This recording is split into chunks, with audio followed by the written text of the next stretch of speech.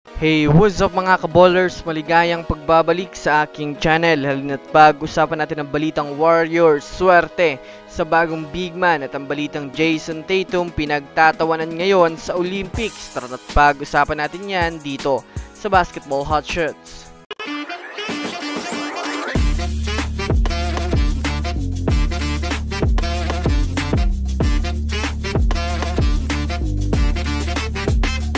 Sa naging laro nga po mga kaballers ng Team USA ay masasabi nating naging successful nga po ang ginawang hustle ng kanilang mga superstar kagaya na lamang mga kaballers ni Kevin Durant at LeBron James na talagang pinangunahan ng laro sa pagtatala ng big 44 points na masasabi nating naging sapat nga ito mga kaballers para matalo ang Team Serbia sa kanilang unang laro sa Paris Olympics.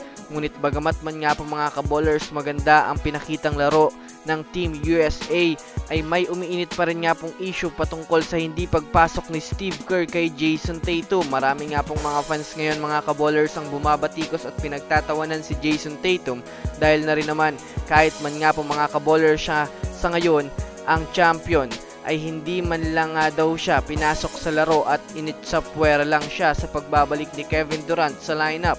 Ngunit para nga po sa kaalaman ng lahat bago pa man nga po mga kaballers magsimula ang laro ay kinausap na rin naman nga daw ni Steve Kerr si Jason Tatum na mukhang hindi nga daw siya makakapaglaro kontra sa Serbia dahil na rin naman sa pagbabalik ni Kevin Durant sa lineup at mahihirapan nga daw si Steve Kerr na mag-rotate ng lagpas 10 player dahil sa paghahati niya nga po ng mga minuto at pumayag naman nga daw mga kaballers itong si Jason Tatum dahil na rin naman mga kaballers sa nire-respeto niya ang nagiging desisyon ng kanilang head coach. Kaya yan nga po ang pinakarason mga kaballers kung bakit hindi nakapaglaro si Jason Tatum kontra sa Serbia. Samantala, dumako naman tayo mga kaballers sa balita patungkol sa Golden State Warriors. Alam naman nga po natin mga kaballers na mainit ang trade ni Precious Achiuwa papunta sa Warriors dahil na rin sa kagustuhan ng New York Knicks na makuha si Kevon Looney dahil sa paghahanap nila ng batikang big man na maaaring magdala sa kanila ng dagdag puwersa sa front court. Kung mapapanood nga po natin mga kaballers ang laruan ni Achiuwa mga kaballers ay masasabi nating mas mabilis at mas aggressive nga po ito mga kaballers kumpara kay Kevon Looney pagdating sa scoring.